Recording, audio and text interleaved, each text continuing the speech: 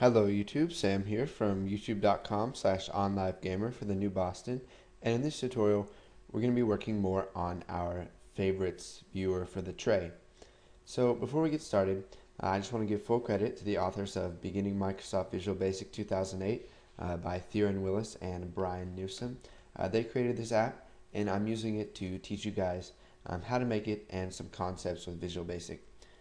Okay, so now what we need to do, after we've created our favorites and we've scanned through the favorites and stored it in the collection that is inside of this favorites object, and we created a context menu, which would be like this whole menu right here. So we created this and the context menu, so now we need to process each favorite.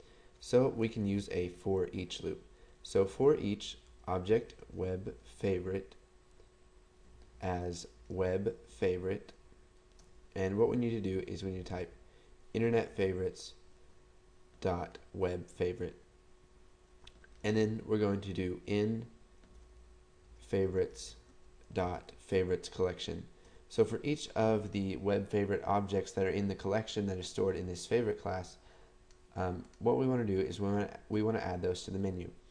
So we will declare object item as a new web favorite menu item.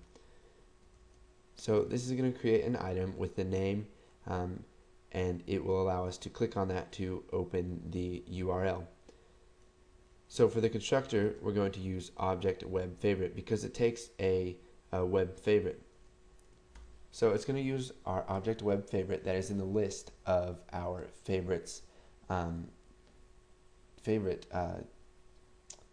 object. So it's going to go through each of the web favorites in this collection, and it's going to create a new menu item based on the web favorite that it's given.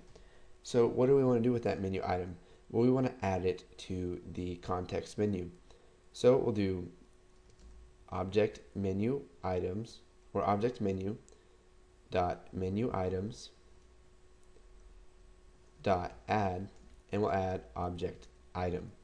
So what this is doing is it uses our object menu object, which is a context menu, and it's going to add a menu item to it. So dot menu items dot add. So we're telling it we're going to add an item, and we want to add object item. So object item is a web favorite menu item, and it uses the web favorite that is in the collection of scanned favorites. Now it's going to do this for each of those favorites.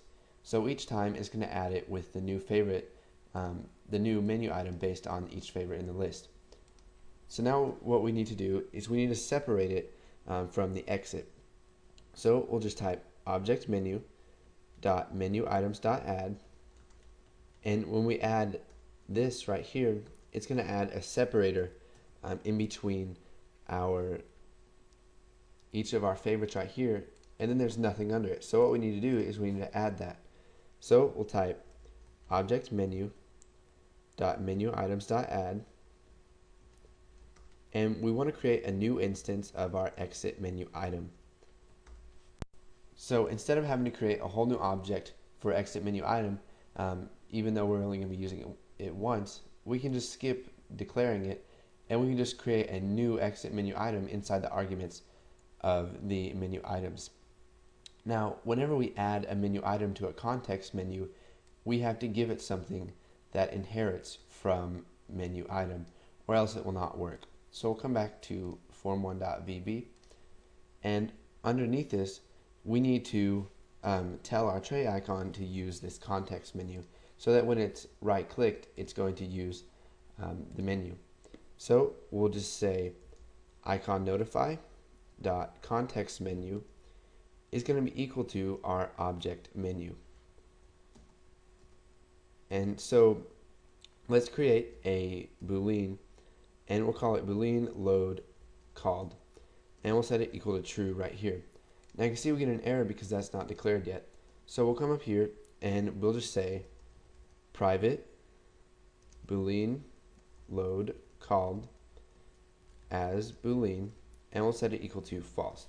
So basically what this does is it's going to be equal to false, and then once all of these processes are done, it's going to set it equal to true.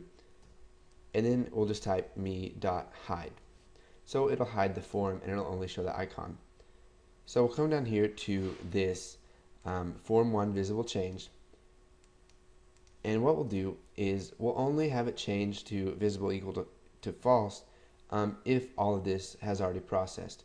So if if Boolean load called is equal to false, then we'll just get out of the sub. So if Boolean load called is equal to false, then we don't want to change anything. So we'll just type exit sub. Now in the book it says to type return, and that will also work the same way. So return and exit sub will both get us out of the sub, and it won't run any of this code right here. So we'll just use return right there. So now let's go ahead and we will run our program. And you can't see anything, but if we come down here and let's look at my tray, you can see that we have our favorites icon, and it says right click for favorites. So if I right click, you can see we have Gmail, the New Boston, and YouTube. And this little bubble right here is from my tutorial timer that I created for each of these. So we can open one of these. So let's open the New Boston. You can see here that it opens it up in my default web browser.